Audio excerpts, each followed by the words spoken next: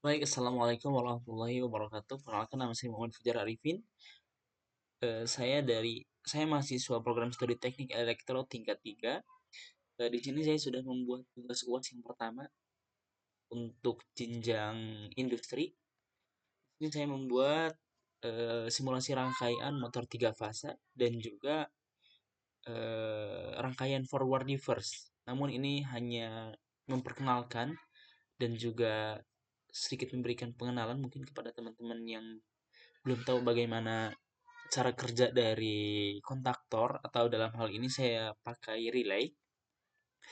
Langsung saja kita simulasikan. Yang pertama, sebelumnya saya matikan terlebih dahulu. Sebelumnya di sini saya menggunakan beberapa komponen. Yang pertama, saya di sini menggunakan visin atau apa namanya? Bukan generator ya. Pokoknya untuk memunculkan power 220 volt, bukan power AC. Nah, ini saya menggunakan 3 fase yang berbeda. Yang pertama, saya ada fase R, lalu fase S, dan fase T. Di sini perbedaannya masing-masing fase adalah pada time delay-nya atau jika aktualnya adalah derajat fase. Di sini saya menggunakan 0,0667 0,006667 atau kita jika konversikan ke dalam satuan derajat fase, maka akan muncul angka 120 derajat. Dan di fase T, di sini saya masukkan nilai 0,01334 atau jika kita konversikan ke dalam satuan derajat fase maka akan muncul nilai 240.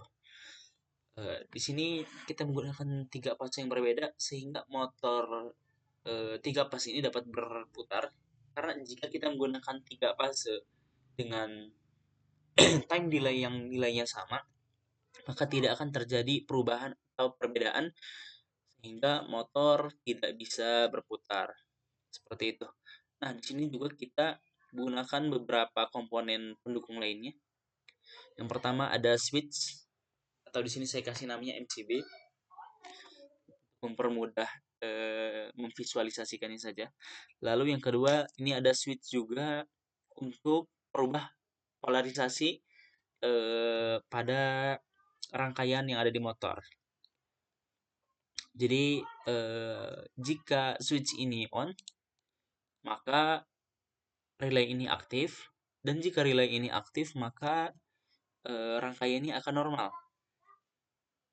Fase R akan bertemu dengan pin R yang ada di motor, dan fase T akan bertemu dengan pin T yang ada di motor. Dan jika ini nonaktif, maka mohon maaf, tadi mungkin saya kebalik ya kliknya. Jika ini nonaktif posisinya, maka pin R akan berubah posisinya menjadi akan bertemu di pin T motor, dan pin T motor akan berubah posisi terhubung dengan pin R pada motor. Boleh langsung saja kita simulasikan di sini. Nah, yang pertama kita cek terlebih dahulu fungsi dari pemutus di sini MCB. Nah, di sini saya juga menggunakan 2 relay. Yang pertama ini relay untuk merubah polarisasi, lalu yang kedua adalah untuk menghubungkan atau memutus. eh, di sini saya masukkan fase R dan fase T saja. Memutus arus. Nah, bisa kita cek jika kita putuskan atau jika kita off-kan switch ini menjadi NO, maka ampernya akan 0 ya, walaupun di sini berputar karena mungkin di sini adalah pengaruh dari gaya inersia. Lalu jika kita hubungkan, maka ampernya akan naik yang menandakan bahwa motor ini sedang aktif.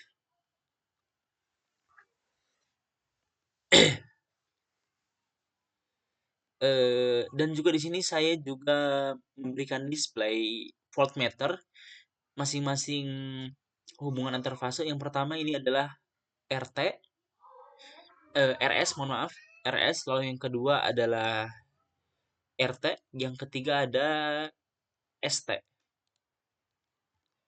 Jadi masing-masing juga memunculkan nilai yang berbeda karena pada sumbernya pun di sini nilai berbeda-beda. Yang pertama ada 221 volt, ada 223 volt, dan 220 volt.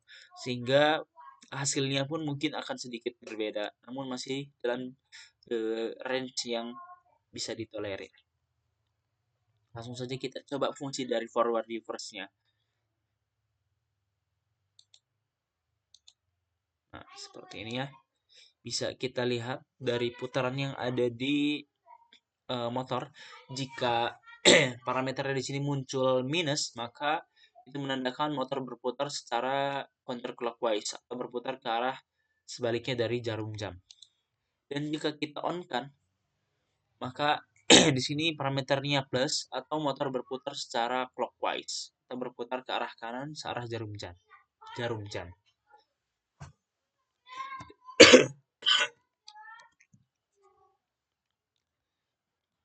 Nah, di sini saya juga sadar bahwasanya rangkaian ini tidak bisa kita implementasikan secara langsung